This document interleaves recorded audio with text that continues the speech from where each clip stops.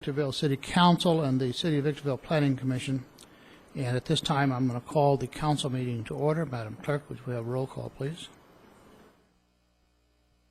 Here. Here. Bias is absent. Here. Here. To give just a short background, the Victorville City Council, about a year ago, or close to it, had received sufficient complaints about the way that the town looked that we seriously talked about code enforcement. And we began the process, and of course not everybody's happy, especially those that received the warning, but all those people who live beside the person who got the warning are pretty happy with us. That continued, and we did have requests to clean up neighborhoods. We had some major problems as a result of a recession, which the city did not control, and neither did any person in this audience. But we had a vast amount of houses that became vacant because property owners decided that they owed far more than it was worth, and we all know what happened. Some of the portions of the city became, I don't, it sounds derogatory to say a ghetto, but it looked terribly bad. And so we talked about how do we change this. Again, that's code enforcement. The second thing is how do we make sure that we don't have this again, if we can possibly do that. As you know, we had been kind of beaten up over a lot of issues that this council had nothing to do with, and even if we had to do with it, you can't control the economy. So we looked at different areas. We looked at citizen complaints. We looked at some of the things that we had need to look at. The end result was, after some months of superficially discussing it, we held a study session of the council and the staff to talk about what we want the city to become. And this strategic planning session took most of the day, was a free flow of information. We did have some members of the public to attend. They were all invited. We had some good input, and we started the process. There's a lot of issues that we're going to be talking about. The planning staff took an item to the Planning Commission. Planning Commission held a hearing and continued that. The purpose of this meeting is the Planning Commission and the City Council can hold a joint session and invite anyone and everyone who is involved in building, development, taxpayers, fee payers, homeowners, citizens, registered voters, to have an input in this process because each and every one of you have a say-so on what this community is should look like, what we need to do to ensure what it can look like in the future, and what we collectively want up here is what's best for the city. And I really truly believe that what's best for the city is what's best for all of us, not absolute every instance, but it's best for all of us, including people that are in the development community. We know that we're going to make some changes. We don't know exactly what they are. We know we have a lot of proposals, and they cover the gamut. So whatever you can imagine, from leaving it alone to going to 2.5-acre lots, it's been suggested by different people who have different reasons. Our only reason is because we care about the city. We're concerned how it's going to look and how it develops and how we can provide the best service to all the citizens. So what we're going to do at the study session, we're going to spend just a couple of minutes for comments from each of the planning commissioners, if they want to do so, each of the council members, if they want to do so. And then I'm going to ask the staff to explain the various maps that they have and what has been discussed. And then I'm going to, we have the public comments for people who want to comment, but if you demand, because it's on the agenda, I'd like for you to wait, because I'm going to assume it's related to item 2. After the staff gets through, I think you would be better informed to make the comments at that time, and I think it would make more sense to the council. so I'm going to be substituting that second. Now, a word of caution.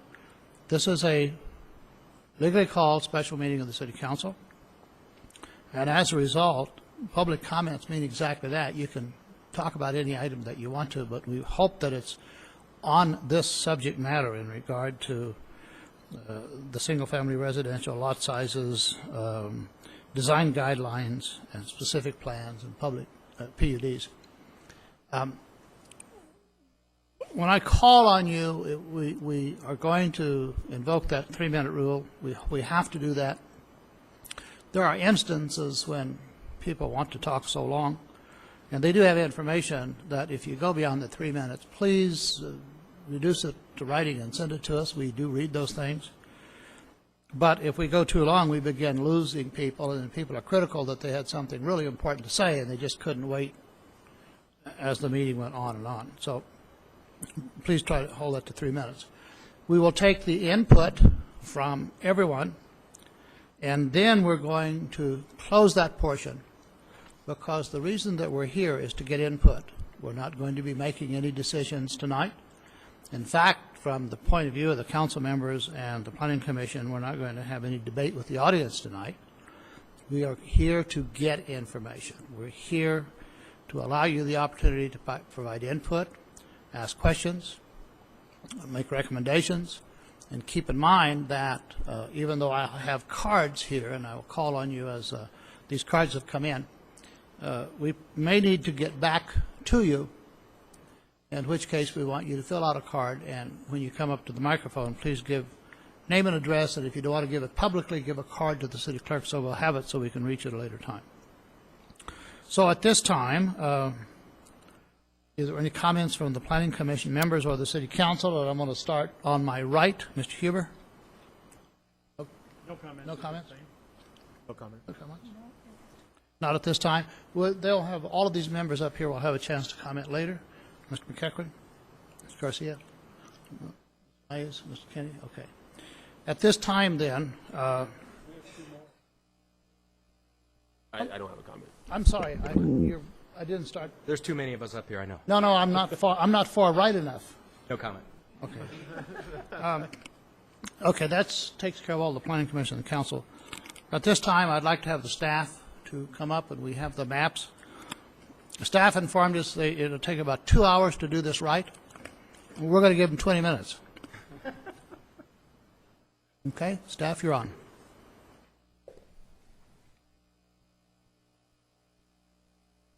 Good evening. Hello. Good evening, Council and members of the Commission. Yes, I would like to start our staff presentation by apologizing to both of the Commission and the Council. I know Doug did a little bit of that last week, but as well, we understand that pushing this item forward when it's a very complex issue with a lot of different ramifications wasn't probably appropriate without this type of discussion first. So we do apologize for that. For the Council members who don't know Scott Webb, he is our senior planner. He has worked for the city for almost 10 years and lived in the high desert for his entire life. Scott is the one that, when Ryan referred to 8 years worth of design guidelines we've been working on, Scott was the one behind those design guidelines. He did the design guidelines for the different commercial, multifamily, and industrial as well. And in addition, when you see new development happening in the city, the commercial development happening, you can blame him on it being prettier. So Scott is our guy in that terms of that respect. So moving on with that, we'd like our first slide is regard to what Mr. Cox mentioned. The goals of the strategic planning session, what we ended up with were these 6 goals. 3 of them are in direct relationship to the residential, and that's the safer community, higher value residential, and cleaner, prettier community.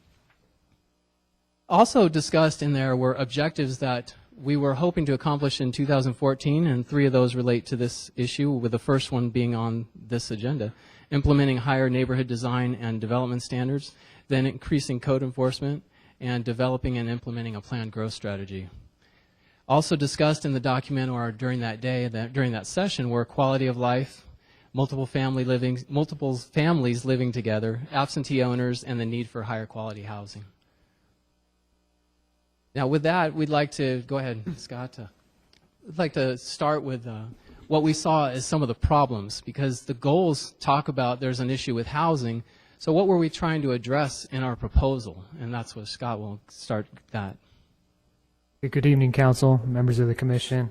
We appreciate you holding this joint meeting, and we'll try to get through this quickly, but we're trying to kind of consolidate what we've proposed and give you a snapshot first of how we came up with the recommendation that we did. First off, we wanted to focus on that. What are the issues with our housing stock?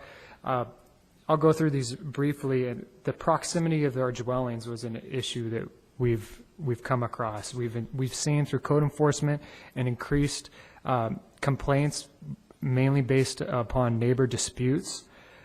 We were also seeing that a decrease in property values as associated with the density of our neighborhoods. The small lots that we currently have restrict access for potential RV parking on the side and rear yards.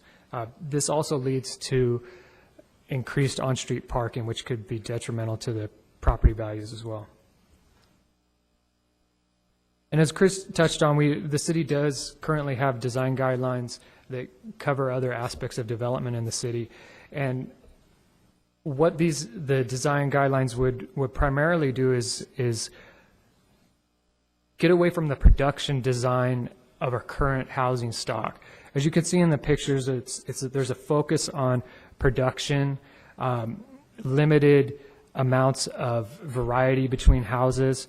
That leads to a decreased sense of identity in the neighborhood, decreased property values, and a sense or a lack of a pride in ownership.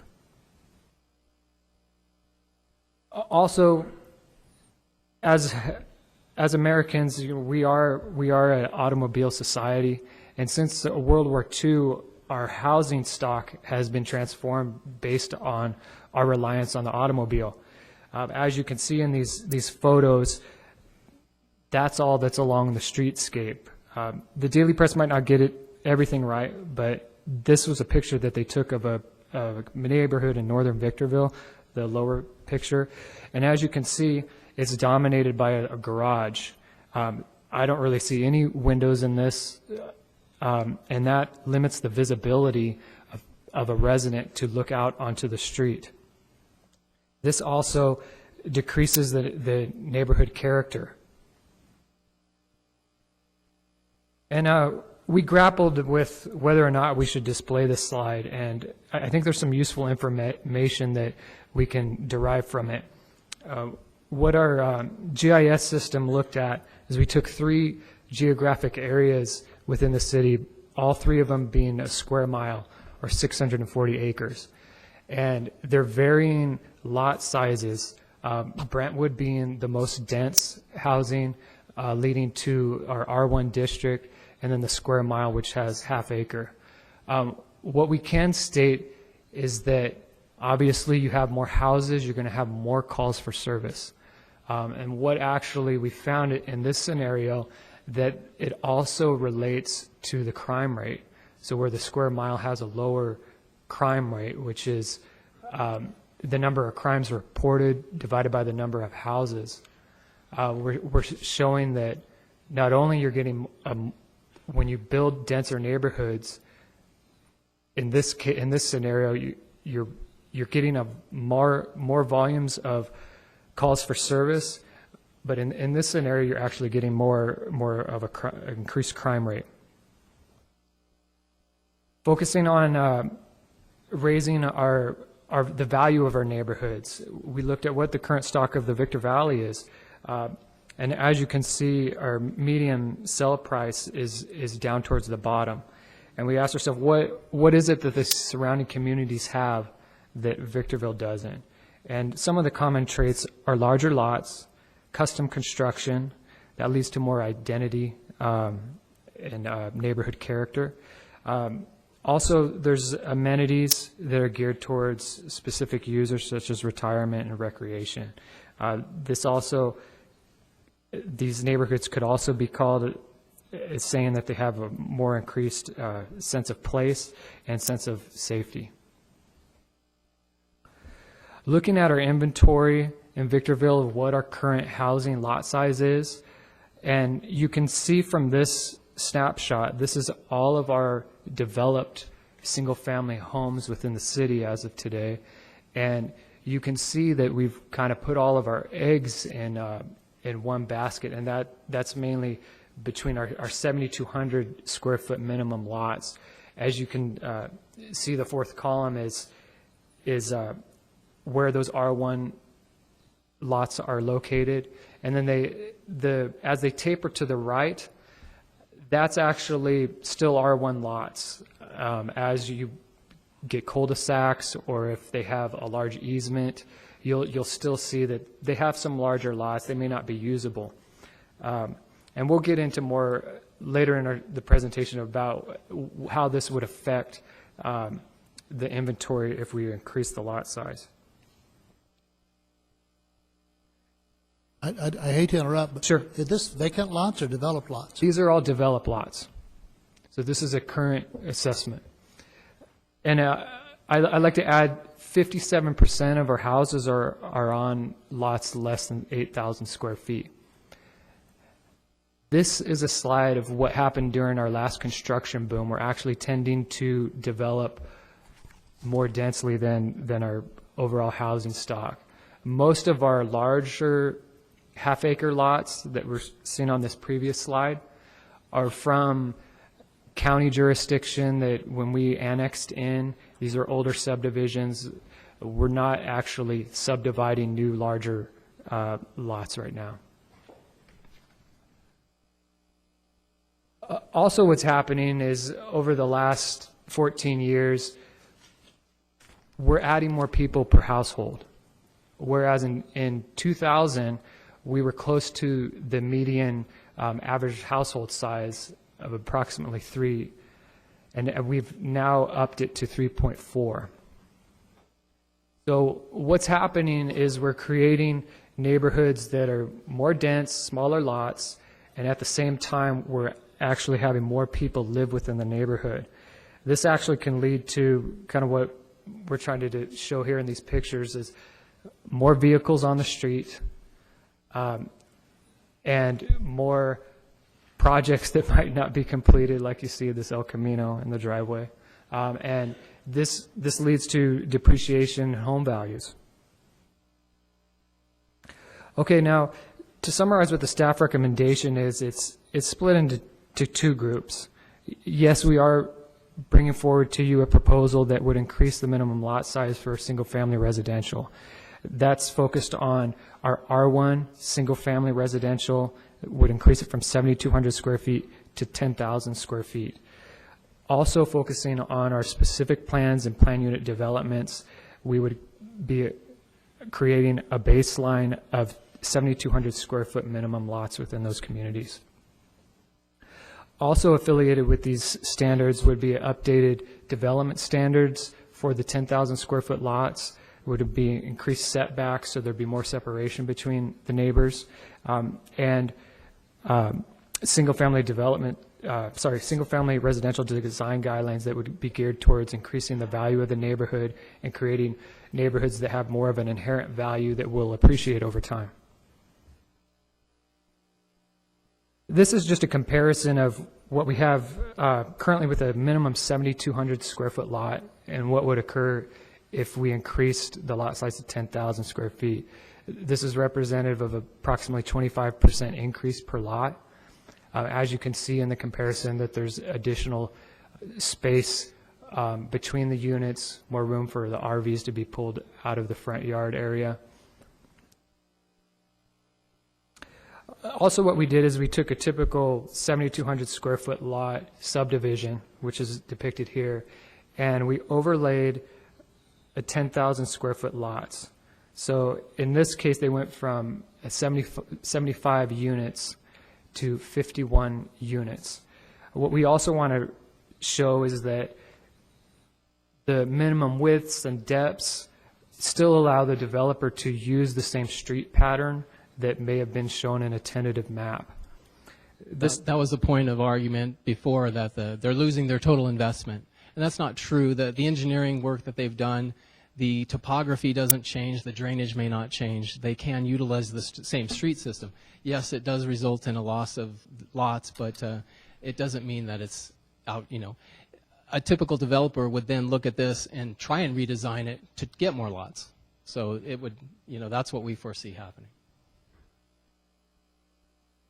All right, just to summarize, the purpose for the increased lot size, it adds variety and diversity to the Victorville's housing stock, and this is a general plan goal that's currently instated.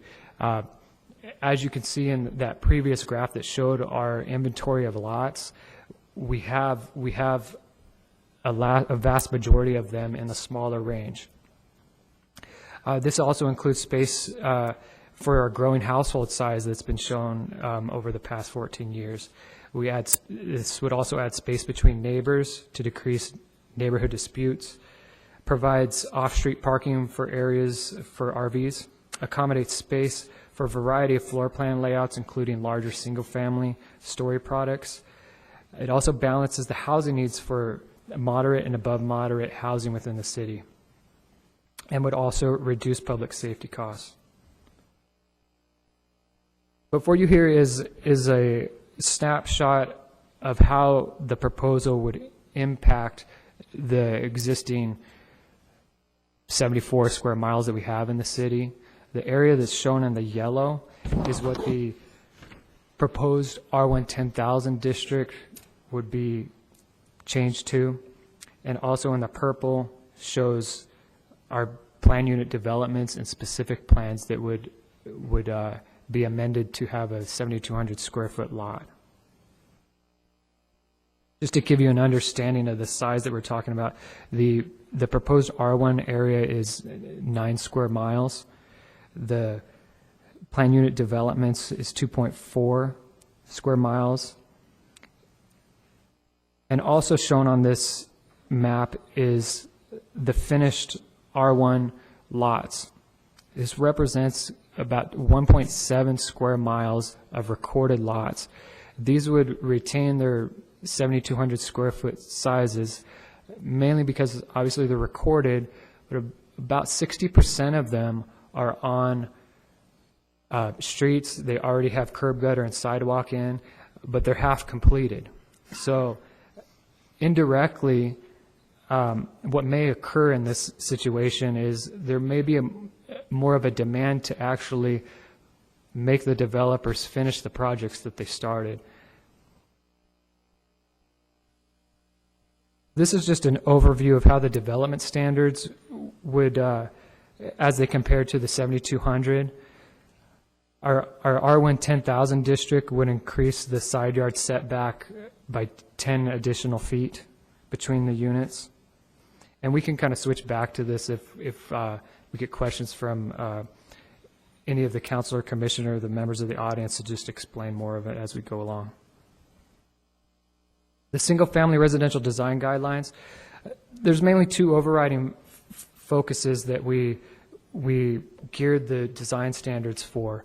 And they're to create safer neighborhoods through arranging the physical characteristics of a neighborhood in a functional manner where residents obtain a greater surveillance level of adjoining areas. And these are defensible space practices that are known in the planning field that help optimize the surveillance within a community and gives the residents a sense of taking their own safety under their own control. So as we've seen in the previous slides where we have a streetscape that's dominated by the garage, there's not livable space up at the front of the house, you're in a sense, you're limiting that resident's ability to survey their neighborhood. Also, these standards are aimed to increase the value of neighborhood by emphasizing architectural quality and variety. I'm not going to go through all of the design standards, all the nuts and bolts of them, but I want to kind of give you a snapshot of one of the main objectives and components that would affect the single-family lot development. And we coined this term, but it's the 50-50-50 rule. It basically says that garages shall not comprise more than 50% of the dwelling street's frontage. A tract development shall not have more than 50% of the required two-car garages oriented towards the street as a forward-facing garage, and a minimum of 50% of the dwellings within a housing tract shall include a front porch. And as I was mentioning earlier, this is geared towards providing optimal surveillance and bringing more of the interaction out towards the street, increasing neighborly interaction with the front porch. And why we brought this project forward to you and why we feel the urgency to talk about it is we can't ignore what's currently in our entitlement pipeline with the city right now.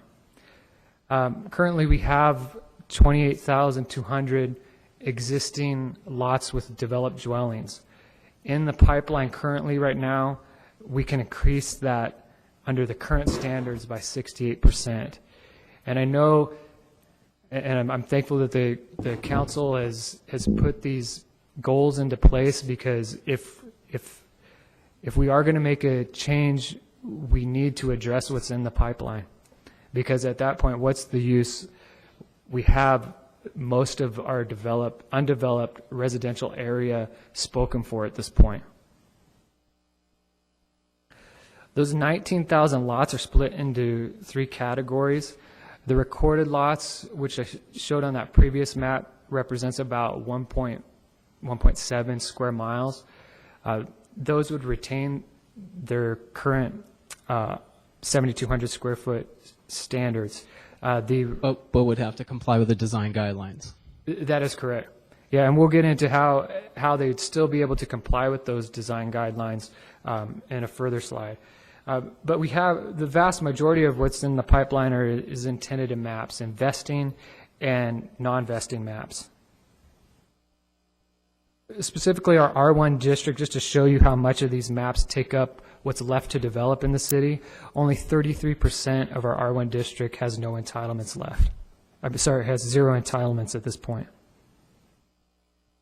So currently we have about 9.2 square miles that's spoken for. This represents the R1 district. Again, the green area is the recorded maps. Orange area is what currently has a tentative map, and the red area currently has no entitlements on it. Of those 19,000 lots, they're split into 130 tentative maps that are filed with the city currently. The majority of them, 59%, haven't entered the final map plan check. So these were developers that came in, went to the Planning Commission, got a tentative map approval that was good for three years. And just to elaborate, the 41% that did file a map, those included engineering for the streets, curb gutter sidewalk, storm drain, the final map engineering, street lighting, you name it. That's all part of that submittal. And we've seen that since 2007, there's been a decrease in that activity. We don't see developers knocking on the door at this point to record their map. You may ask, well, why do we have that many lots in our pipeline? Well, we can thank our state legislature for approving automatic extensions. And this is kind of unheard of, because our last the previous construction boom in the early 90s, late 80s, never had these extensions added onto them. So when we went into the next construction boom, we were looking at new maps. So we potentially, if we don't address the tentative maps that are in the pipeline, we could have the same development occur over the next construction boom. So that kind of sums up what we saw as the issues were and how we tried to address them. We can stop there if you'd like, or we can go into some of these issues on the screen. I think probably because of the number of people who want to speak to this issue, and if it's okay with the planning commissioners and the council, we can always come back to the staff and maybe give a chance for the individuals who have come here to speak. I have a lot of questions. I'm not going to ask them all right now. Probably most of them I'll submit a memorandum, and then we'll talk about it in a public meeting later. But I just have one question two questions I want to ask, and then I'll let you go. You talked about crimes related to numbers of houses. I'm curious, do you have any way to determine number of owner-occupied houses versus rental houses? And do you have any crime stats? Secondly, the value of those neighborhoods. Do you have any data at all? I don't need to try to answer it now. I probably don't have that, but it's something that we don't, but we can look into it and provide a I'm just map. curious. The other question then, in regard to maps, I know we have subdivisions that,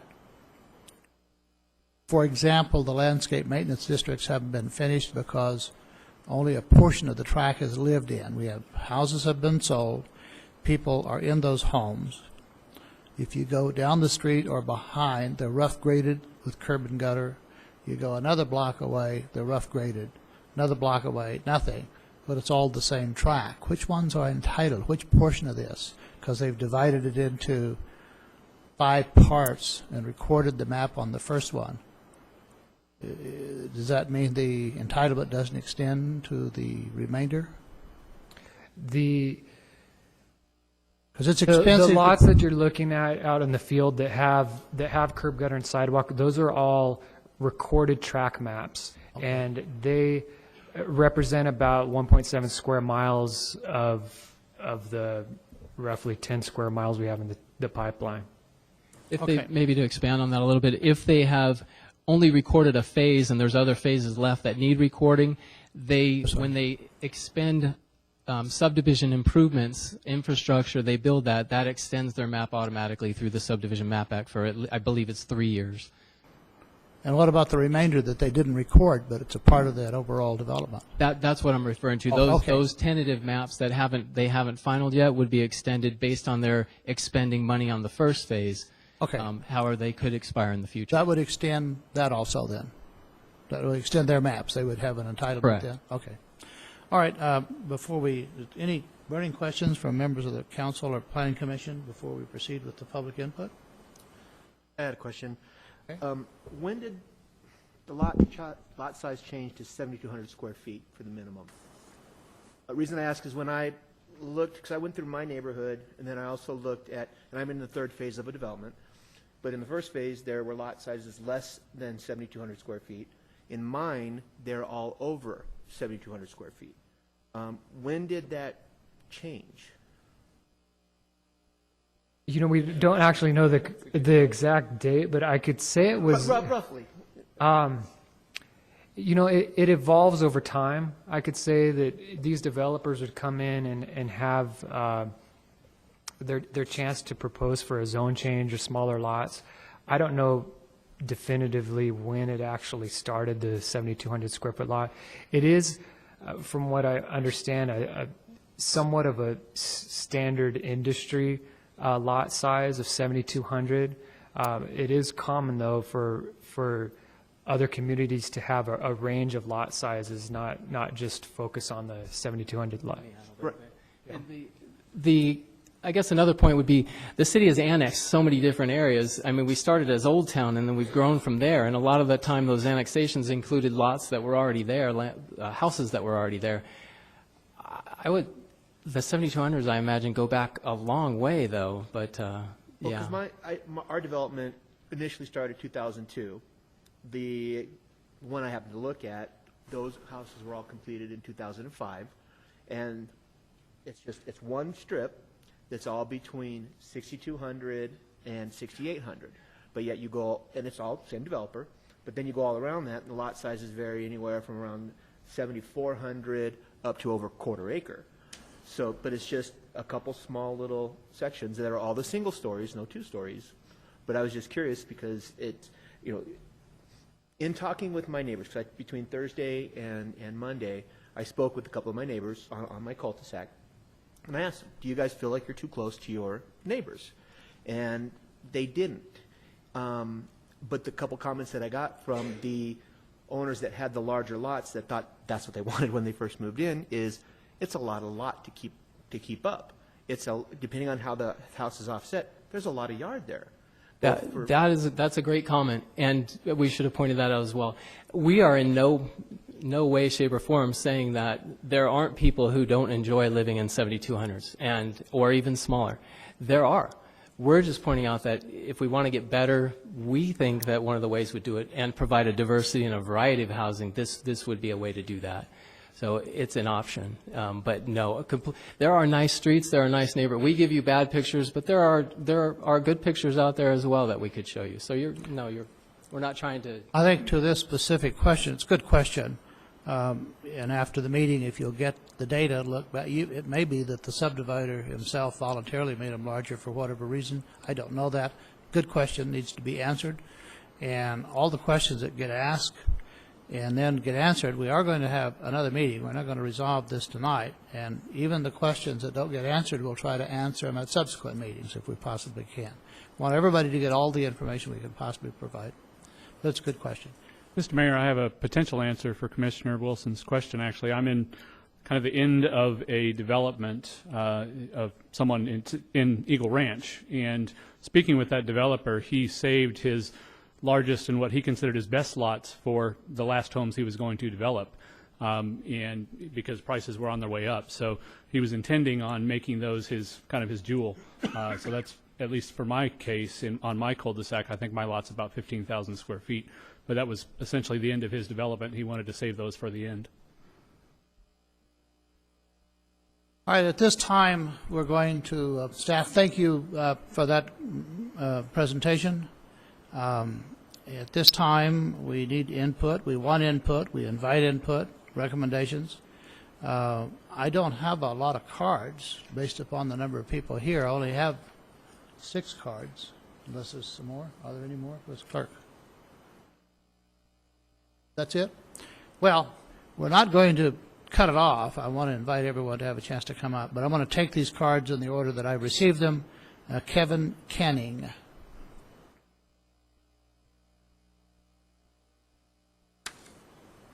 Good evening, Mr. Mayor, members of the Council and Commission. Thank you for your expedient attention to this matter. I'm here representing KB Home, owners of approximately 900, a little over 900 lots within the city, half of which are within planned unit developments or specific plans, and the other half unrecorded tentative maps.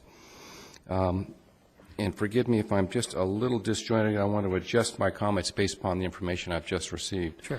One of the first things I noticed is the first slide staff put up noting 5 goals for 2017 that came out of your strategy session.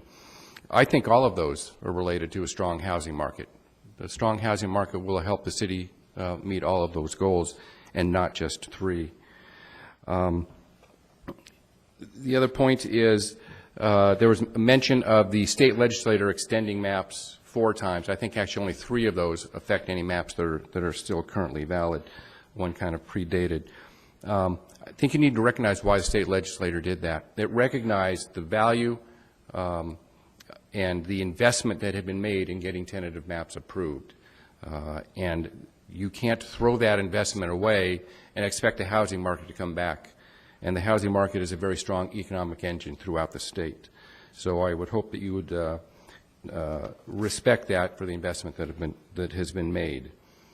In looking at new design guidelines, I would urge you to understand what will be the result of a lot being recorded as 7200, but having to be developed under a 10,000 square foot set of development standards. Increased setbacks, et cetera. You may, pinch down an area, and all you have remaining is area for a 2-car garage in the front. But that'll be an exercise we go through our series of workshops, and KB Home pledges to be an active participant in that. The overall goal is to achieve a safer, more beautiful, vibrant community is something that we support too. It benefits all of us. So that's why we're here, and we want to work with you cooperatively to address these issues. A couple of specific items. Staff report mentions defensible space and cites Oscar Newman. Predominance of his study almost 40 years ago, some a little bit newer than that, was on project housing in very urban cities in the East Coast, or row housing built around the end of the World War II. And is not directly applicable. The most common application of defensible space that I have seen in current development is actually to move homes closer to the street. You know, yes, with the porches and that kind of thing, but 10 seconds, if you can wrap up, please. thank you very much. And then I would also ask that staff cites, in terms of meeting the California Environmental Quality Act, Section 15061B3, which is commonly called the common sense exemption. We would ask for a little bit more expansion of that discussion and thought process, because we think changes that we're potentially looking at, we just want to be sure everything is looked at. Thank you very much. Thank you.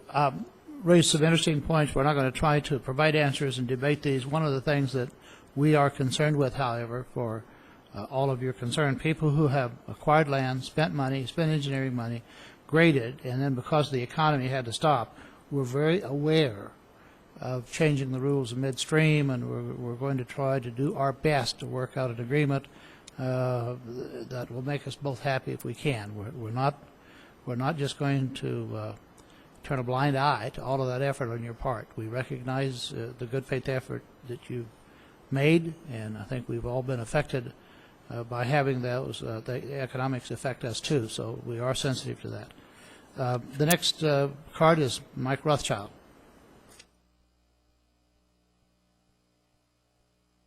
Thank you. I just wanted to, first of all, say that I agree almost 100% with the Planning Department's recommendations. I can't find fault with one single recommendation. Each one of them has quality issues behind them. The pictures are certainly a story out there.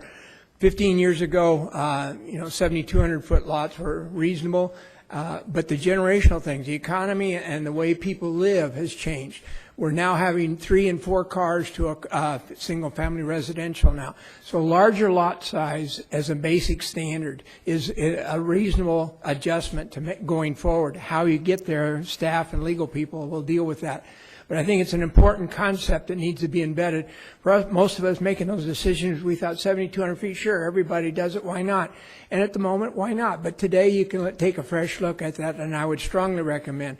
Look at the pictures there, and you can see that the crowding that is coming in does affect crime in the neighborhoods, and it affects crimes in the residential and the retail areas as well.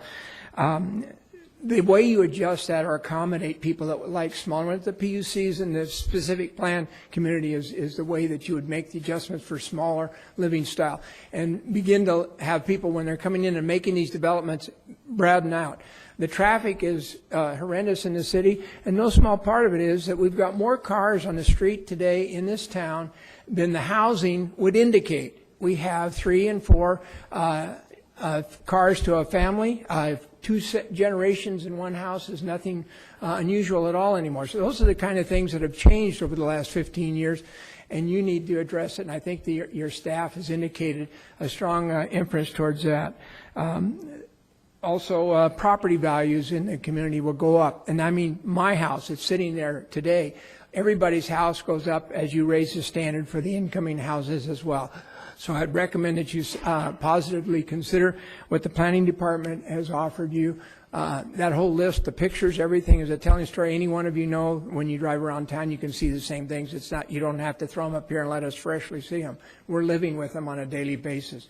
And the traffic will mitigate itself as you begin to widen it out. And I'd love to see a much better, the property values in Victorville. My wife would be up here telling you exactly the same thing. She's disappointed that Victorville doesn't have more nicer homes within the community. She harped on me for years and years on that one, and when we were allowing people to come in with their 7,200-foot lots. So anyway, I do recommend everything the Planning Commission says, not one thing I see wrong. Thank you. Thank you, Mr. Rothschild. The next card that I have, Bess Klein for Victor Valley Associate of Realtors.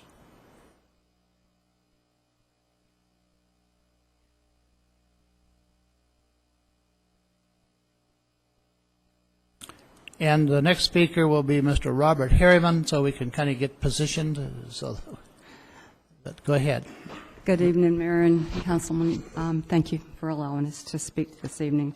I have a letter that I would like to read that, to go into the record, please, and this will be my comments. Okay? If it's less than 3 minutes, be my guest. If it's Okay. more, I'm bad luck. here representing the Victor Valley Association of Realtors. I'm a past president and director, and I'm here for Carrie Leon, the president, and the Victor Valley Association of Realtors. Dear Council, the Victor Valley Association of Realtors is a professional trade or association that represents more than 1,100 realtors and real estate professionals in the high desert, including in the communities of Atlanto, Apple Valley, Hesperia, and Victorville. Recently, the issue of minimum lot sizes has arisen in an idea in the city of Victorville. We believe that this move will provide some challenges for property owners, city infrastructure, and city funding. We have submitted the city's proposal to our National Association for legal analysis of the impact this ordinance will have on property owners, property developers, city income from development impact fees, city infrastructure demands, public safety impacts, properties currently in a transaction, other impacts we should consider. We respectfully request that the city take a look at the overall impacts of this proposal. It is likely to have some very dire unintended consequences. We expect a response from our attorneys within the next few weeks, at which time we will be considering what our next steps might be as an organization with regard to this issue. Sincerely, Carrie Leon, President of Victor Valley Association of Realtors. Thank you. Thank you very much.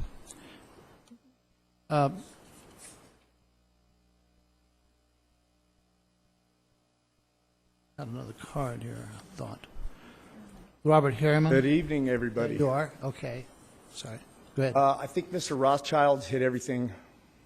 He pretty much said everything I was going to say. I would just like to point out a couple things. I've been to a few meetings, and my biggest complaint has been signs, shopping carts, you name it. Everything's getting very trashy, especially in my area, and I've been in my home for 25 years. A street cleaner cannot clean my street. Too many cars. Not enough room to park anything. There are people with their driveways, not a vehicle in them, but they're parking on their front yard, which is dead, has nothing green. It's getting ridiculous. Now, there has been a demographic tidal wave in this area, ethnically as well as median income. And it's starting to show. It's creating an element that I do not see the city going forward with. So I would like everyone to, I honestly myself feel that a 10,000 square foot R1 doesn't go far enough. If people don't want to take care of a yard that's 10,000 square feet, then don't buy the damn yard. Don't buy the house. So as an excuse for someone to say it's too much yard to take care of is a cop-out. If you don't think you can take care of a house when you buy it, then don't buy the house. Now, the gentleman put up some examples of some houses with larger lots. Those are beautiful, okay? I'm a contractor. I see this stuff all the time. Two-car garages are just about obsolete, just as the single-car garage became obsolete with time. I would also like to see the houses have more personality, a porch in the front, not just a garage face. That enables people, and what they do is they sit in their garages and smoke cigarettes, give people funny looks when they walk by, and it's gotten out of hand. Multiple families living in my neighborhood, and I'm willing to bet that 25% of my neighborhood are renters, and I'd say 12% of them are Section 8 homes. That just disgusts me. That's not what I came to Victorville for. I'm very disappointed, and I would just like everyone to realize even the golf course, our Green Tree Golf Course had some beautiful older homes from the 50s. 10 seconds. That neighborhood looks terrible now, too. Thank you. Thank you, Mr. Harriman. The next card I have is Dorothy Miller.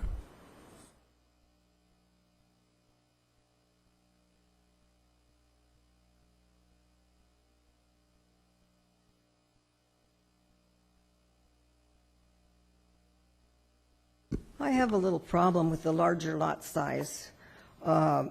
People don't keep their yards up now. What's going to happen if they have more yard to take care of? Most of them work down the hill, and they don't have time to take care of their yards. They don't have time to do what they need to do.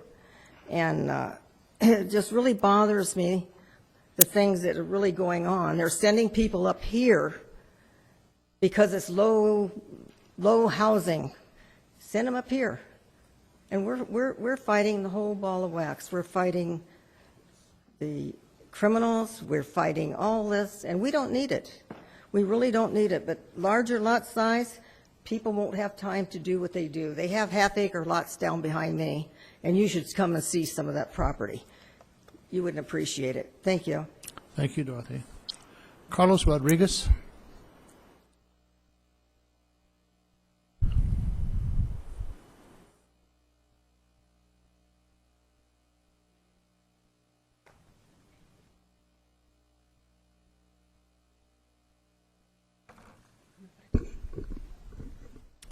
Thank you, Mr. Mayor, members of the council.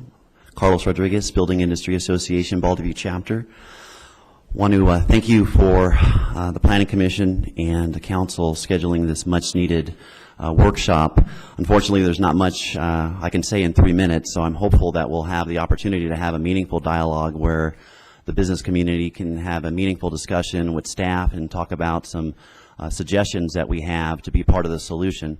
What I'm distributing to you tonight is something that I think has been severely lacking in the discussion, and that is the economic implications of what's being proposed.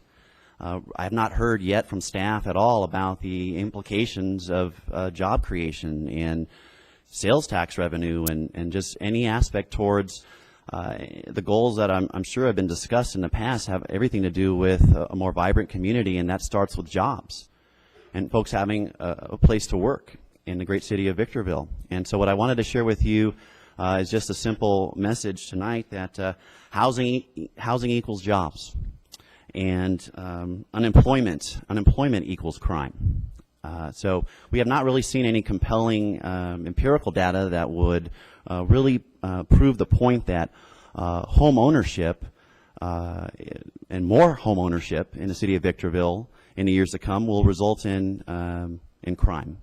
And so what I have shared with you today is, you see on the first page is permit totals from 2005 through 2013. And what you'll see there is that in the boom time, 2005, 2006, there was 2,200 permits and approximately 3,000 permits respectively. And then each of the corresponding years, as you see the decline down in 2009 to 252, and each of the last 2 years we have seen approximately under 85 permits in each of the last 2 years. Now, correspondingly, during the time in 2005, unemployment, if you looked on page 2 of the handout, unemployment in Victorville was roughly 6.4%, and now it's 11.4%.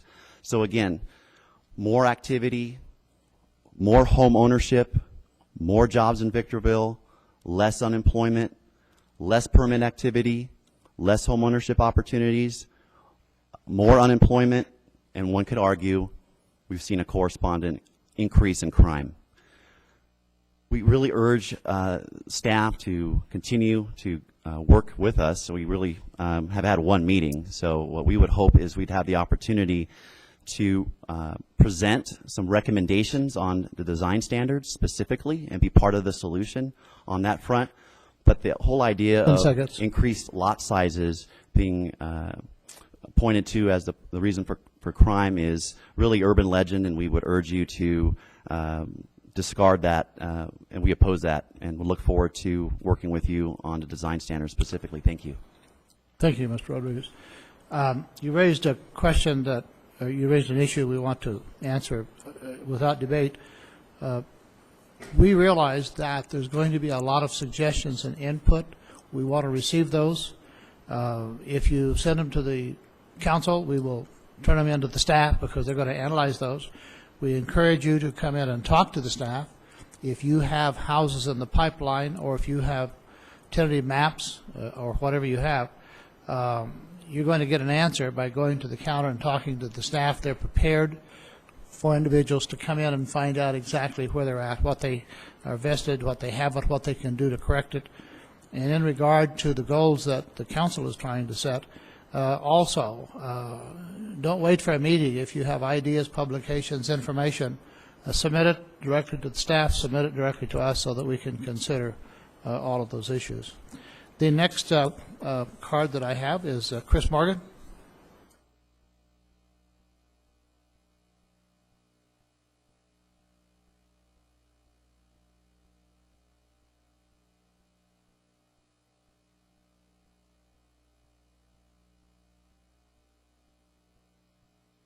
Thank you. My name is Chris Morgan. I'm with United Engineering Group, but I rise also representing the McCrae Group of Companies. McCrae Group of Companies controls over 2,500 lots in the Victor Valley, about a third of those in specific plans and PUDs. One of which, I don't have enough exhibits to show everybody, but one of which is our Mojave Vista specific plan up near the intersection of Highway 15 and National Trails Highway, which we spent hundreds of thousands of dollars and quite a bit of time to secure, working with planning staff. I would argue our design guidelines in that specific plan look very similar to the ones you were just shown. We have parks, open space, trails, everything that you would normally do, working with your qualified planning staff to bring quality projects forward. I point that out because this would be wiped out by this proposal. I agree with the goals that have been set forth, just not the approach and not the medicine we're prescribing here. The other thing I would like to focus on, there's many things I'd like to cover, but with 3 minutes I'd like to focus on just one thing, and that's what you've got in front of you. The setback detail you see is what would happen if you were to apply the setbacks proposed for the R1 10,000 to existing projects. Mr. McCrae and a couple of our other clients currently own finished lots, recorded lots, and many lots that are in TTMs. If you apply the setbacks prescribed and the design guidelines prescribed in this new ordinance, you'll see the lots on the left are the existing 7200 ordinance. The lots on the right are what they would look like without. A couple of key details to note. On the left side, you'll notice the backyards are approximately 40 by 60. That's about 2,400 square feet of good usable space in the backyard. The ones on the right, that backyard is 1,500 square feet. It's 40% smaller. All of the space ends up in the side yards. A couple of other things to highlight. The product that ends up on that lot to the right becomes a very thin product with those setbacks. The garage is more than 50%. It's anywhere between 57 to 60% of that front. It doesn't meet the design guidelines. Staff has said that, yes, you can still meet design guidelines. I'm not seeing how. So I would urge Council and Commission to please dive into this much detail to see how these existing projects would actually comply. There's things in that staff report and the recommended ordinance that are somewhat contradictory. I think this needs a more thorough review and, quite frankly, a better way of going about looking at crime reduction. The gentleman from KB referenced the Newman studies. 10 seconds. I'm sorry? 10 seconds. I myself went through it. A lot of those seem to focus more on cohesive communities and things to spur the residents to want to keep an eye on their neighborhood. So I would urge you to explore things that would perhaps work with the police department, community watch, community signage, streetlights, things like that. Thank you. Thank you. Tom Buboski. Hope I pronounced that correct. Good evening, Mr. Mayor, council members, commissioners. My name is Tom Babowski. I'm a partner in a firm that owns some property here with about 270 lots in a vested tentative tract map. Wanted to make a couple of comments about demand more than anything else regarding this proposal. There's no supply effectively of new 10,000 square foot lots because frankly there's no demand from the public. I'll give you a couple of examples. There's several older neighborhoods, particularly on the south side of town, and I don't know for sure if these are 10,000 square foot lots, but they are what I'll call larger lots. to this day, you can go there and see that probably 1 out of 4 is unbuilt, unimproved with a house. And if I can be frank, a lot of those houses around there with those larger lots, they sort of serve as private junkyards, if I could be so bold, with broken cars, broken boats, all kinds of debris. So again, the public has not wanted to occupy those types of, at least in recent years. So I'm confused by why the city would want to mandate something that's simply not in demand. There's plenty of market housing studies that demonstrate that consumers of housing are far more interested in things like the number of bedrooms, bathrooms, quality of fixtures, layout of the house, square footage of the house, et cetera. Lot size is, frankly, an afterthought. It's very far down the list. I think this kind of proposal would limit growth in the city, frankly, bringing it to a halt. Properties then would fall in value, and the city would be less attractive. In summary, I don't think there's anything magical about 10,000 square foot lots as a magical pill to solve the city's noble goals. I mean, even your own planning department is saying that 7,200 square foot lots would be okay in PUDs. So the whole 10,000 square foot number, in my mind, is frankly arbitrary. And like everybody else has said, it's going to take a lot more review to come up with an answer, like I said, to your respectable goals that you're trying to achieve. Thank you. Thank you. The next card that I have is John, I started to say Myers, but I'm not, M-Y-H-R, is it Myers? John? Close, okay. Hi, my name's John Myrie. I'm a real estate developer and property owner in the city. I'm going to echo some of the comments about the process. I mean, what you guys are talking about is big time affecting your general plan, and to just come in with just calling it design guidelines, this is, you know, what I see in your map. I see spot zoning. I see stuff that will have unintended consequences written all over it. You know, the analysis should be done through an EIR. I mean, that's what CEQA demands here when you talk about the kind of changes that are being proposed here. Talk about, we know we're hearing about economics. You know, I haven't heard anything about the water situation we have in California. Urban sprawl. I mean, what's magical about a 10,000 square foot lot? You're going to, the average is going to end up quarter acres. You know, why not 12,000? Why not 14,000?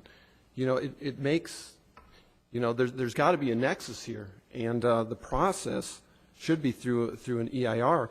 I would make the point also that there's no nexus from the analysis about crime related to lot size either. So my comment is just about the process. There's a lot of other speakers here, but I'll just ask you to take a look at the process and take a step back. Do this through a general plan amendment, look at it through an EIR, bring in experts, do the analysis right before you make such a huge change to your general plan. Thank you. Thank you for your comments. Brian Goodman?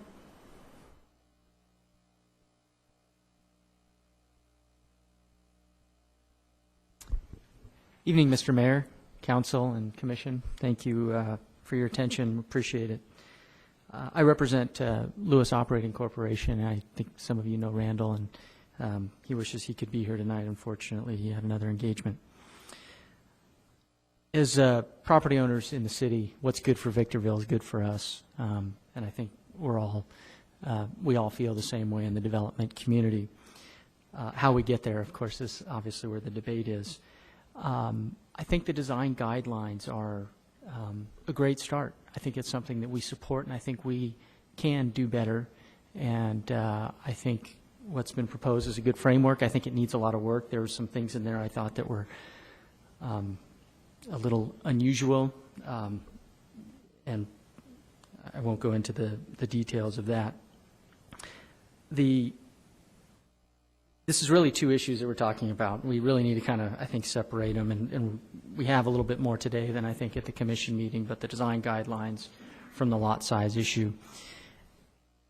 The correlation between lot size and value is really a misnomer, and it is very much going away from where most of the other planning world and development world is going. If you look around, mostly you see developments becoming more dense and that having a reduction in crime. Maybe that isn't the case here. I think the crime stats that we saw need to be developed just a little bit more. There's a lot of detail, and I think things that go into that should be studied more.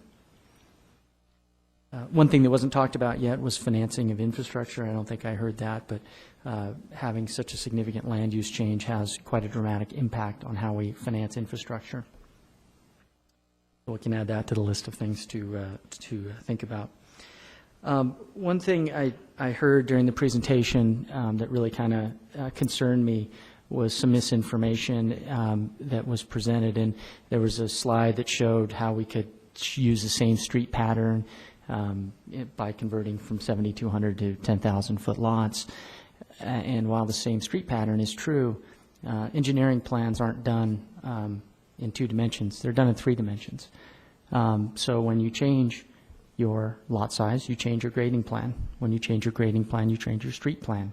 Your drive approaches change, your sewer laterals change, your catch basin on your storm drains change, not to mention the elevation of those utilities. So the fact that engineering would be thrown away is a fact.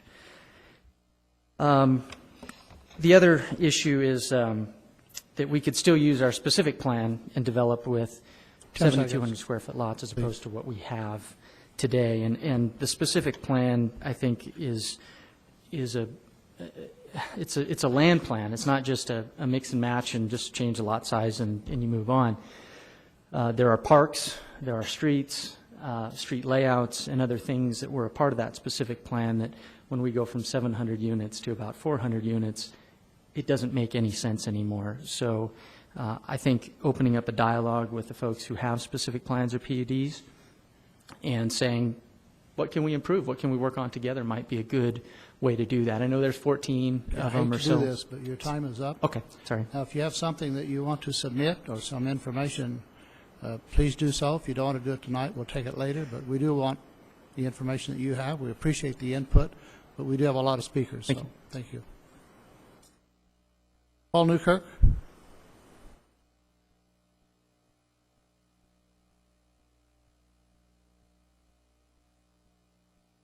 That was fast. I just put my card in. Hi, I'm Paul Newkirk, and I own several hundred lots here, mostly 7,200 square foot. I don't really want to speak to that particularly, but I did. Something's been thrown into this mix that, and I think you are rightly worried about it, but it's not going to be resolved by this plan, and that's the rental housing problem. You know, I'm 62, so I've been through 4 big real estate cycles, and in 89 to 94 in that real estate cycle, there were huge vacancies that happened from Cucamonga down to Corona. Lots of rentals, lots of cars on the street, same problems that you're experiencing.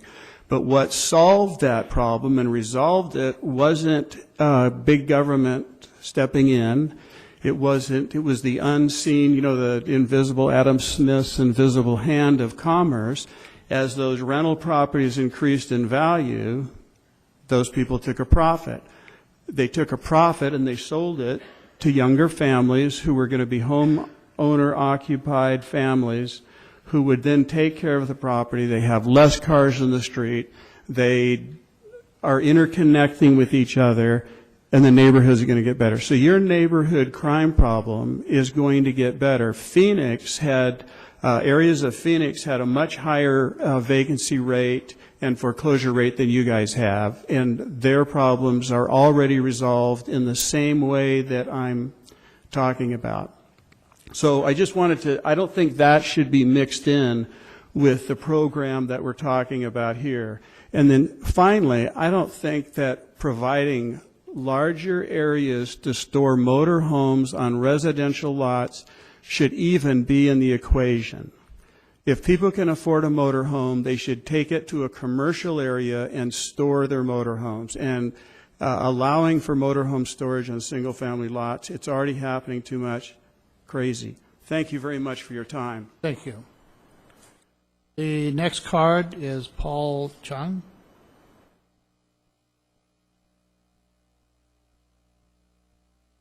Maybe oh, Nelson Chung. Sorry about that. I'm sorry. I was looking at two cards at the same time. Good evening, Mr. Mayor, Council, and Commissioner. Thank you for allowing us to be here.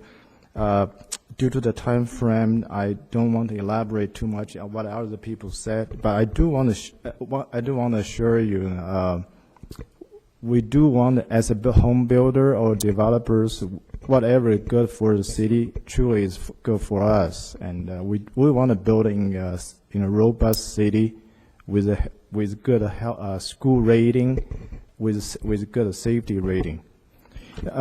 But in the meantime, I just want to quickly share with you some statistics. As you know, our neighboring city, Apple Valley, in majority, they have a half-acre lots. But if I tell you, we have 3 zip codes ranging from median price from 152 to 162, and they have 145 to 155. You start to wonder why. And also similar analogy is city of Irvine, and they have 2 neighboring cities. One is Santa Ana, one is Tustin. As you may know, city of Irvine has lots from like 2,500 to, in general speaking, 7,000. They rarely go to 10,000. Their median is 700 to 1.9 million, and Santa Ana is 300 to 400. And Tustin is 600 to 700. And with those statistics, you start to wonder why the bigger lots does not necessarily relate to higher value. And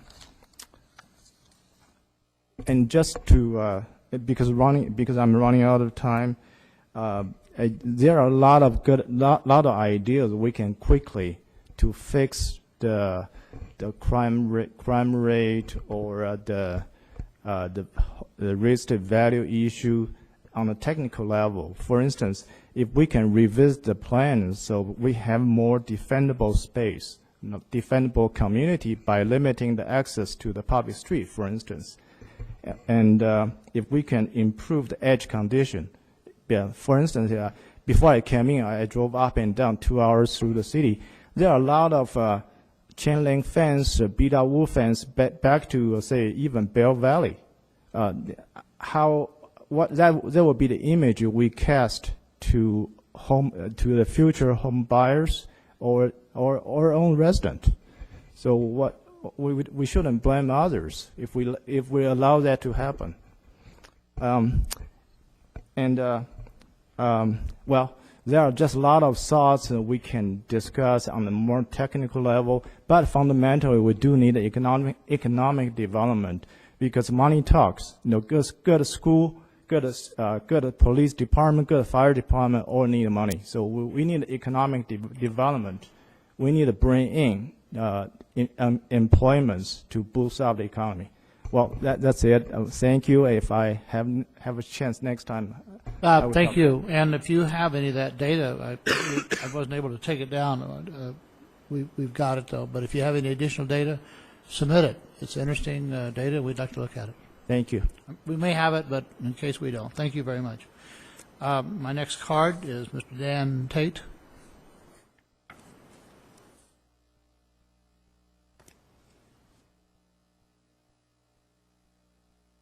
Thank you. The objectives that were established by the City Council are admirable, and as a 30-year resident, very much wanted. But let's talk about value. Value is directly related to jobs, and jobs are directly related to labor force. And when I brought this issue to the attention of the staff, they said, yeah, Dan, the residents of 7200s are uneducated. They don't do our labor force any good.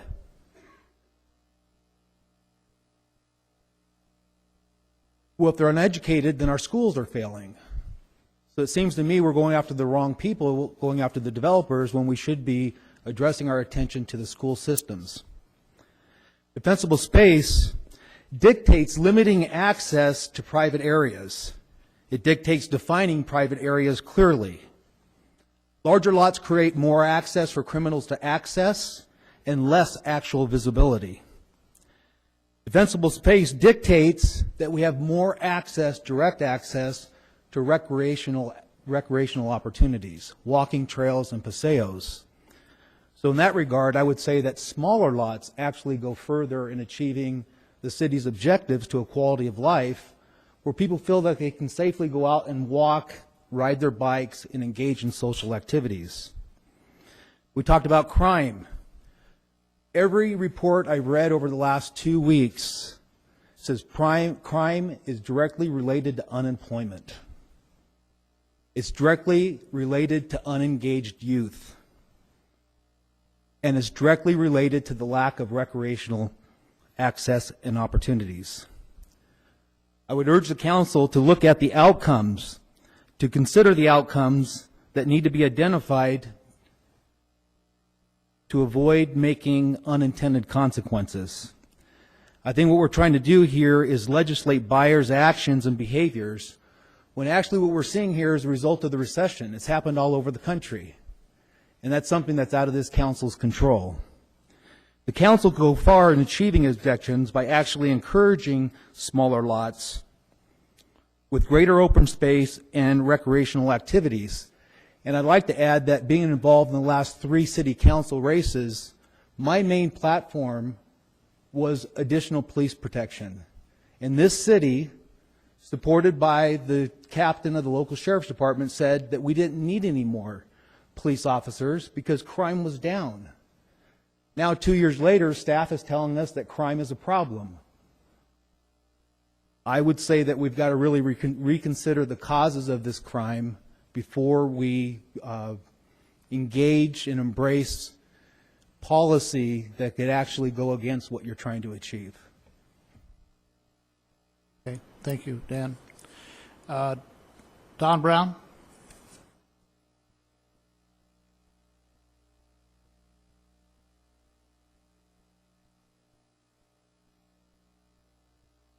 Don Brown, President of Lee & Associates, commercial real estate broker. Good evening, Mr. Mayor, City Council, members of the Planning Commission. I want to thank you for calling this joint City Council and Planning Commission study session tonight. I think as all the speakers have expressed tonight, we're all very concerned about the path and direction that our city has taken. I think unanimously and overwhelmingly I've heard tonight the concern is about the quality of life in our community. Are we going to be able to legislate this by reducing the size of lots? I don't know. Are we going to be able to legislate this and get rid and improve our quality of life by imposing architectural guidelines? I don't know. But what I do know is staff spent some time on this report, and it was well prepared. But I think there was an absence of comment and input from the real estate and development community prior to coming to this session tonight that needs to be analyzed and reviewed by Commission and Council and come up with some solutions. I think you have an opportunity right now to look at some of the problems that face our city, address those problems, and perhaps come up with a cohesive plan to where we can go forward in the future in making Victorville a better place to live. I'd like to ask you to continue these workshops, allow the development and real estate industry to provide you with the comment and the input that you need, as well as our community members, so that good decisions and lasting decisions can be made. That's all I have. Thank you, Don. Unless I have lost cards, that was the last card I have. Going to, did we have any more cards turned in? We didn't, okay. This has been interesting to me, I'm sure all of us. We have been dealing with the downturn in the economy for some time. Difficult. We have very little effect on it. A lot of other governmental entities have a great effect on that. And it has been suggested that that we have small lots, we have larger lots, we have bigger homes, we have smaller homes. We know that in the end that the marketplace is going to determine what the demands are. And we also know that the building industry is going to meet that demand. And I don't think we're going to be able to control that. A lot of the things that was talked about tonight in trying to, the image is actually part of our code enforcement program. And of course, that we are being encouraged by where we have property owners where the neighbor has 4 cars that are torn down. And that neighbor is mad because he's restoring a classic that'll be worth $100,000, and the neighbor is just thrilled that we made him move it or put it in the backyard. It seems like for every time we please someone, we displease somebody else, and that's the job that we're hired to do, and that's why we take so long and get so much input, because I doubt that any solution will be acceptable, no matter what this body does here, unless we have a lot of input from the community, and that's not only the building industry, the developers, but the homeowners. And we're getting a lot of, based upon comments I'm hearing from staff and council, they're getting a lot of input from homeowners. Also, a lot of interest in this subject. Again, our goal is to spruce up the city, make it look better, and hopefully the economics. We have learned that in the downturn in the economy, we get a lot of vacancies and we don't have disposable income. That's a bad situation. We can't control it. When the economy takes off, we know, based upon 7 years of building, that builders couldn't hardly keep up with the demand for buying. Those people didn't buy unless they had jobs. And when the jobs went away, it was like a wave that went across this country. We're going to do the best that we can, although too much government interference is always bad, in my opinion, to find out what we can do to make the community a better place so that we won't have the problems that we had in the past. There are some things that we simply can't do. We have a huge homeless population, and at this point in time, I doubt anybody is going to come forward and build a subdivision for them. And if you did, they wouldn't want to live there anyway. And that's a problem that's affecting everyone in this community, including the business people, shoppers, and we have very little control over. But we're still working with other entities and higher governmental entities to try to solve that too. So one thing that I am going to urge the council, my opinion only, we need to find a resolution to this quickly, but with all the input that we could possibly get. We want to encourage recommendations from individuals that we can. One of the things that we are not going to do, and the reason I say this is because I had 2 individuals that come and talk to me and want to put this off for 3 or 4 months, and they might as well said, hold this till election time so we can make an election issue out of this, and it's not going to happen. Not going to allow that. This is not a political issue. It's an issue that affects 120,000 people in this city. We care about those people. We're going to do the right thing, and so for the 2 individuals that now don't speak to me, the intent to drag this out and then have the discussion starting in September, October, it's not going to happen. So put that aside, make a commitment to work with us. We make a commitment to work with you. We need your help. We need your input. We need your ideas. Questions of staff or comments from council members, and this time I'll start on my left. Kennedy.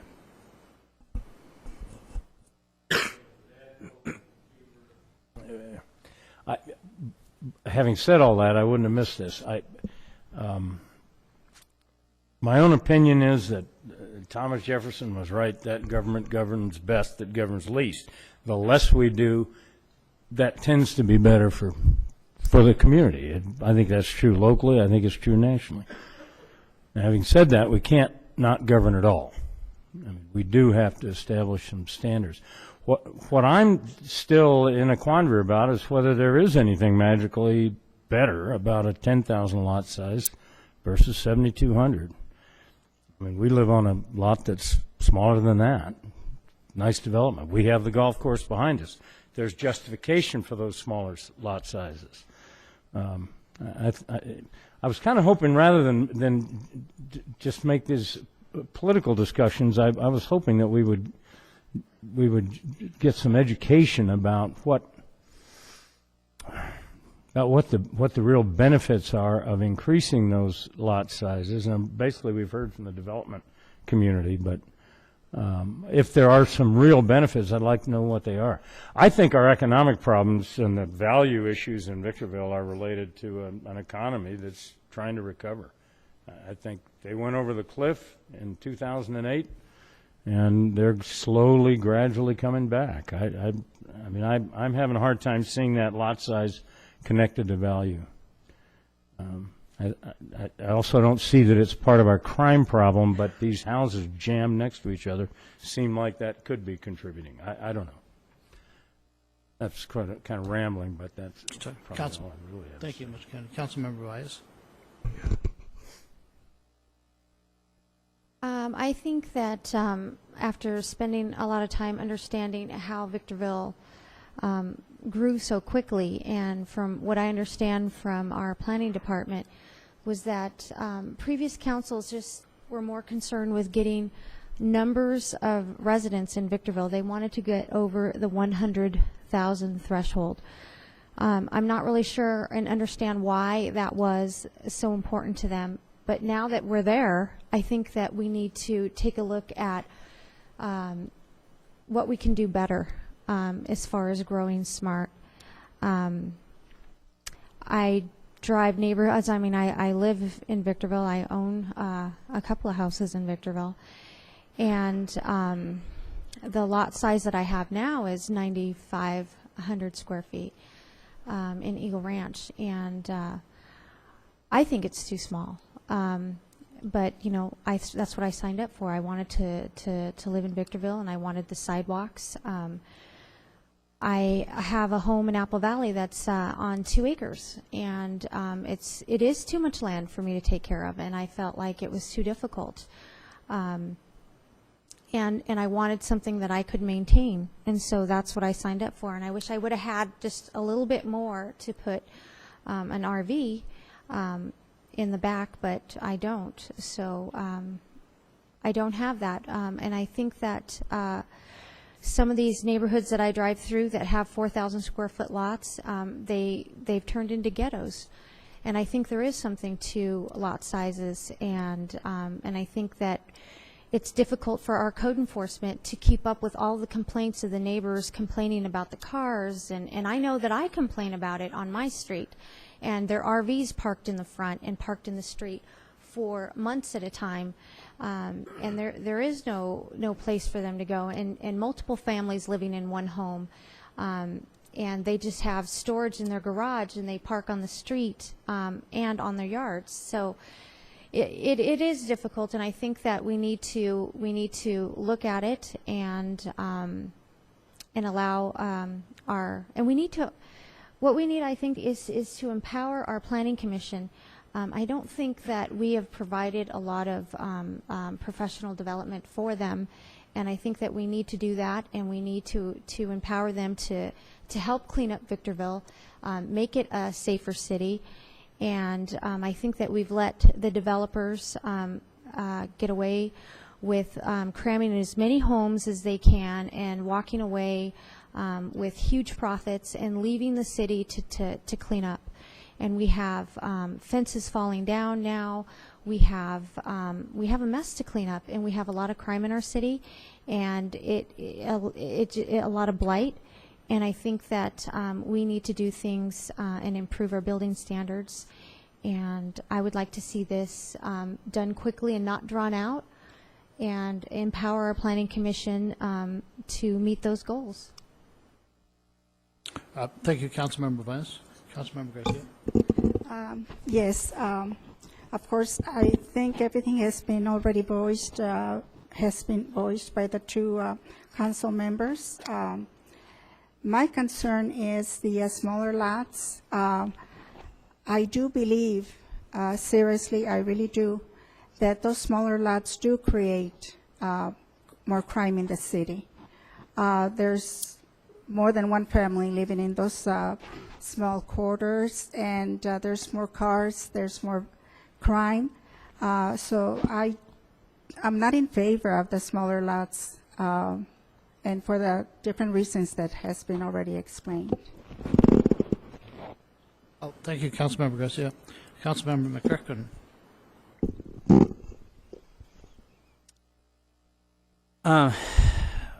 You know, it's interesting because this came to the Planning Commission on a very quick basis, and I want to thank staff for apologizing for that tonight. It's the first apology I've heard, actually.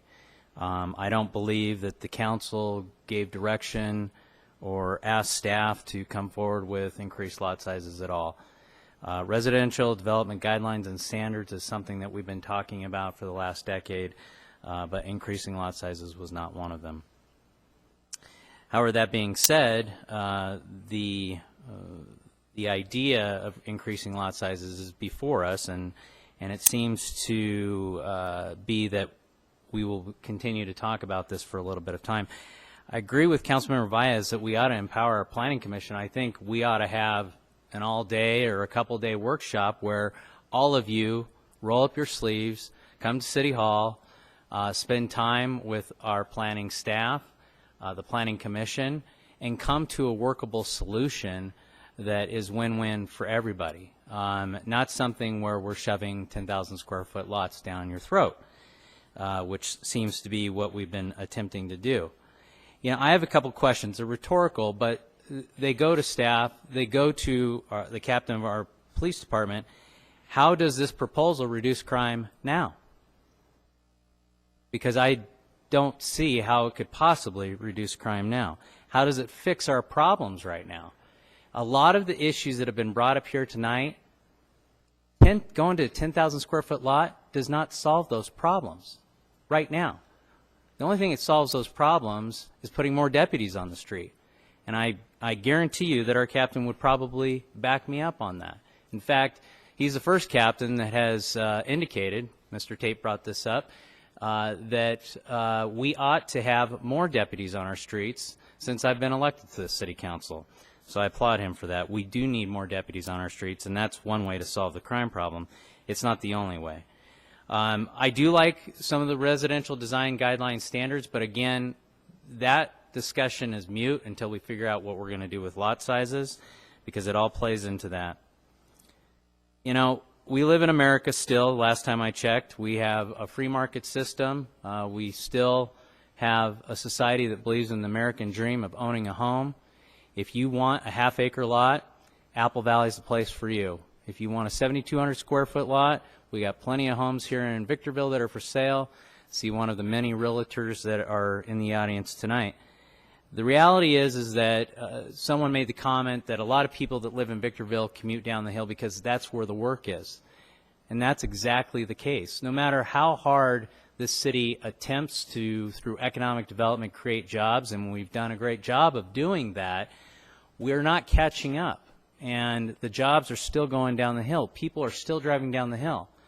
And I'm sorry, but if you're a father and a mother and you have 3 kids at home, you're not coming home to mow your lawn. You're coming home to play catch with your son. You're coming home to help your kids with their homework. You're not out in your backyard. And I've seen plenty of pictures of these tract developments, even at 7,200 square feet, where the rear yards aren't even landscaped. So let's go ahead and increase those lot sizes to 10,000 and have more dirt blown around throughout the high desert. I just think that there's too much that has not been discussed. This proposal has been pushed too quickly. I think that without having input from our sheriff and our own police department on how this would somehow reduce crime today, it won't. But I'm more than willing to hear them on that issue. No one has brought up the issue of the tax base and how the reduction in property taxes might affect this city. Believe it or not, even though we were a sales tax city for numerous years while our mayor was the city manager, we are no longer just sales tax. We also get some of our tax base from property taxes, and this will have a tremendous effect on our general fund going forward. So, you know, you talk about wanting to put more deputies on the streets. This would only reduce the amount of deputies we'd be able to put on the streets. I just think there's way too many unanswered questions. There's way too much of a hurry to get this pushed through. I think that we ought to take our time. I think we ought to empower our Planning Commission to work with you all and take the time that is necessary. I agree it doesn't need to be an election year issue, but it doesn't need to happen tomorrow either. Thank you, Mr. McEachran. A couple of comments, and then I'm going to turn this over to the chairman of the Planning Commission, Ms. Porter. One of the things that we have to look at, and we are looking at, and we will continue, is how it affects the city economically. One of the things that we get really concerned about is disposable income per household. If you have individuals in a home that takes 100% of their money to pay the bills, and they have no money for disposable income, then they don't shop, and then we don't get any sales tax. And they also don't buy new cars, and they have a limited budget. That has a pebble effect in the lake. It keeps spreading out and affect more and more people. Code enforcement is a part of this. The economics are a part of it. The environmental considerations are a part of it. And I remember some years ago that we just struggled on where to put parks because we didn't have a concentration of people. We had an area that almost needed a park, and then the next development was a half-mile away because the land was cheaper. And as a result of the land being cheaper, they could build a higher quality home. That was the argument, and put cement block walls rather than board fences that fall down after about 4.5 years. It was a persuasive argument, except no one considered the additional cost of public safety and fire police to deadhead a mile several times day in, day out, maintaining the street, maintaining the sewer line, water line that was not used for that 1 mile. And as a result, we had a hopscotch development, and there was no real way to cure that. One suggestion was made, didn't get discussion. I have suggested that recently, and I don't personally think it'll go anyplace, but I still think it's a good idea, and that is a reward system somehow for those people who develop in the core, because we can plan infrastructure, we can plan almost everything better, and that is to reduce development fees to encourage that they build. If you build a mile out, the development fees go for infrastructure. Infrastructure not only costs you more to get there, but it's difficult to maintain because the dead time that you have with the street crew, sewer cleaning crew, water crew, you name it. And yet the building development fees are the same, but the cost of the infrastructure is really different. The cost of the fire, the police department is really different. To run the vehicle and the backup, and then the other car that's close when there's nothing to it, and then run all the way back to begin another route, is extremely expensive over a year. Someone said we need to look at everything, and we do, if that's at all possible, because we are concerned about everything. There are then those things that we are concerned about we have nothing to do with, for example, the location of schools. And then you end up with building not occurring or stopping building, and you have a school that ends up unfinished or not built. We went to the park system, a great idea a few years ago that the federal government threw monies at cities, and that was pocket parks. They wanted everybody to build a pocket park, and so the city said to all developers, okay, if you're going to build 50 lots, 1 lot has to be set aside as a pocket park, so all the kids in the neighborhood can go to the park and not play in the street. And there was all kinds of statistics and data that it made it a safer neighborhood until they found out that that's where the guys that hung out that shouldn't be out of jail. And then they demanded that the cities come by and build restrooms for each one of the pocket parks because, all they had is a bush and the little kid lived 3 blocks away. That created a brand new set of problems. The easiest way to cure it is you no longer build pocket parks. You no longer even build small parks. You build larger parks. Building larger parks, the parents complain that little Johnny and little Jane can't walk a half mile. And therefore we have public transportation, except we also have to have guardians.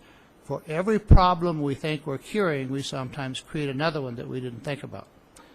In this particular case, we have a lot of little problems, and it's interesting to go through the subdivisions and find that the proposals, many, if not most, of these proposals have already been met by some of the subdividers in some portions of the city. And what's interesting to me is how one builder can literally meet all these conditions and another builder can't hardly meet any of them. I don't even remotely understand that. We have some beautiful neighborhoods. They have side yards. They have larger lots. They have all the amenities we talked about, and they didn't turn into ghettos either. So it wasn't the cost of the house. So we got a lot to do. And the people who know this best are the people who are involved. One of the major problems of the economy was that the federal government said everybody's entitled to a home, and got it to the point that they were literally paying the person unqualified to go into the home. Well, naturally, when the economy went south, they lost the job, they lost the home. Then there's the domino effect down the street. That wasn't our fault. That wasn't the building's fault, building industry's fault. Federal government should have never gotten involved. And we already have congressmen, again, saying everyone's entitled to a good home. Let's throw money at communities and make them build low and moderate income housing. We have a whole city full of low and moderate income housing. That's another equation that we have to discuss, though, as a part of this. Are we going to grant amenities for that? And I personally hope not. So we have a lot to do. We do need your input. The city council members that I've talked to are really sincere. The planning commissioners that I've talked to are really sincere. We have an opportunity, because we have a lull before we take off again and start building, to work together and build the city that we all want, or at least majority of us want. And that includes all of you people who are involved in this, and we do want the input. So from my point of view, we really appreciate the input. We really appreciate submitting additional data, statistics. It's really interesting, and it's very helpful. So, Paula, Planning Commissioners. Thank you very much. Yeah, just a few short comments. I do have a concern for the development community, especially, who have put a good faith effort in putting their finances and investing in developments and expecting it to be under the 7,200 square foot development code.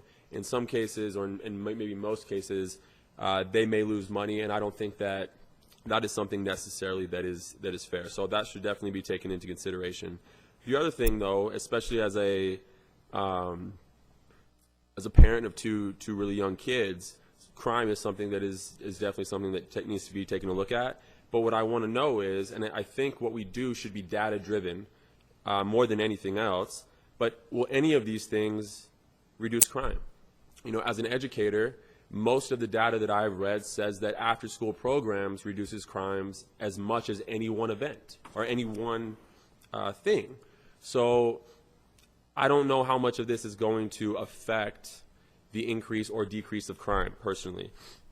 Again, we're hearing a lot of potential solutions, and I feel like a lot of opinions have been stated, but I don't think we should do this based off of the opinions of this body or of the development community. I think it should be data-driven. It should be based off of factual information so that we can develop a plan that makes the most people happy. The mayor's already said that we're going to make a decision eventually. Ultimately, the city council will make the decision. Not everyone's going to be happy, but as many people as possible, their opinions should be taken into consideration. But more than their opinions, the data should really push the direction that this body goes into. So there's my 2 cents on this issue. Yes, I very much echo a majority of the comments we've heard here tonight, so I'm not going to hash over those again. But I think as a planning commissioner, it's been made loud and clear recently that our city council has goals that say we want to work on a safer community, higher value residential, better and high paying jobs, more attractive community. Okay, those are very basic and general things that we all want, maybe a little bit harder than we think to try to achieve, and that's what we're working on tonight. I'm not sold that it's going to come down to a lot size or not. I think the consensus tonight I agree with. It's probably a bigger animal to struggle with than just a lot, and that may or may not be part of the equation. With that, I think Councilmember McCachran had a very good idea that I would be in favor of. If we wanted to, I'd be willing to go into a more of an in-depth study session if the Planning Commission and any of the community members involved want to go to the next step and try to hash this out a little bit deeper, try to find possibly other solutions along the way, and we'll all be educated because we're all in this together. As city planners, city staff, and business people that are in the audience, we're all in the same boat. We all just want to get to the end result, which is a better quality of life in the city of Victorville. The proposed design guidelines that staff brought to us, I'm very much in favor of those designs. The package is very thick. They've been working on it for, what, years, Chris, right? A couple of years. And I like what I see there. In that was the lot size. I knew that there would be some pushback, pullback, and that's what we've been talking about mostly tonight. I look forward to working on this further, and if I had to make a decision on the lot sizes tonight, I would not be able to do it at all. Commissioner Huber. Yeah, I have a lot of comments, but I'm not going to say them tonight. I echo Mr. Brown.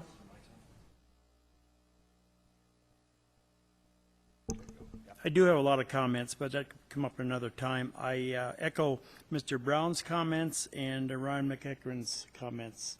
I thought they were very good comments, and that's all I'm going to have tonight. Well, I want to thank Scott and Chris for your guys' presentation. I know a lot of hard work has gone into it based upon what you were asked to do. I also want to thank everyone in the audience that spoke. I took down a lot of notes relating to this issue, and yeah, there's no one simple, easy answer relating to both lot size plus all the other issues that go along with that. So I would look forward to having a workshop to where, you know, a day-long session where we would basically be able to get together and see what actually makes sense for the community, because when we all live here and it serves us best, you know, for the better development in our community. So thank you all. I commend the staff on the hard work that they've done on the guidelines. I know that that did take them quite a while to do. It didn't happen just overnight, believe me. And I do think that a lot of our problems will be resolved with code enforcement. There is a big lacking of code enforcement, and it may be that we need more code enforcement officers than we need police officers. But I would also like the input of the police department on what they think about the difference in the lots and how it might affect law enforcement. And I think that this has been very instructive to me on getting your input so that I can make a really good decision ultimately. Mayor Cox. Thank you, Chairman Porter. Thank you, planning commissioners. And thank you for participating. I too have a long list of questions to submit to staff. I know we're going to do this again. I believe it'll probably be with the Planning Commission, but certainly we'll have a meeting and staff because we have questions that they need to answer. I am sincere when I say we need your input. A lot of the builders I know and have known for years, and they're not going to be going away. And you have a lot at stake, not only what we do in the immediate future, but the future of the city. So thank you for your input. Thank you for your comments. And for the recommendations, you have questions in regards to if you have lots that are in the process of the pipeline, please check with staff. And thank you for bringing up the fact that we are going to be sensitive to people who have spent considerable amount of money. We don't want to change the rules in midstream and cause a hardship when we don't have a real good definitive reason. And we want to make sure that we do have good reasons and we have the cooperation of the community to support that. So thank you for coming tonight. Thank you for your input. And that I'll adjourn this council meeting at this time. Ms. Porter? And I'll adjourn our Planning Commission meeting at this time. Thank you again.